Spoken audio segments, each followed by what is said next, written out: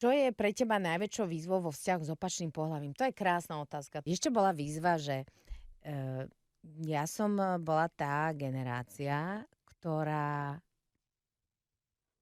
My sme sa veľmi ako ženy osamostatňovali. Sme osamostatnené ako kedysi.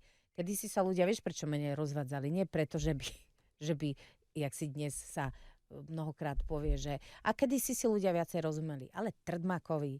Aj vtedy museli pracovať na tom. Až na to, že vtedy to ekonomicky nebolo možné. Pretože... Potrebovali sa. No, samozrejme, ekonomicky sa potrebovali, pretože žena nebola samostatná väčšinou pracovala proste nejako tak, že vlastne starala sa o domácnosť, muž prinášal vlastne ako keby to zabezpečenie a žena, keď sa rozhodovala, že či vlastne byť v tomto vzťahu alebo nebyť, ani nemohla k tomu dojsť, pretože nemala kam ísť.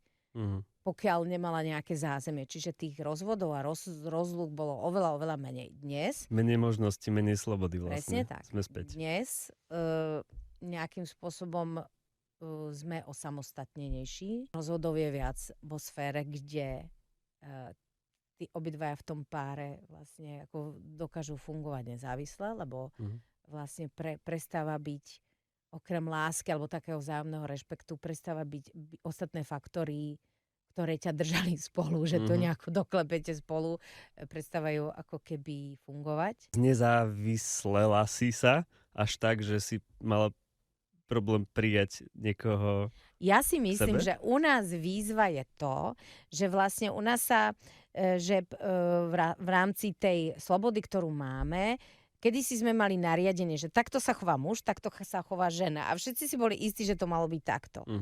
Bolo zo pár výnimiek, ale dnes vlastne nevieme.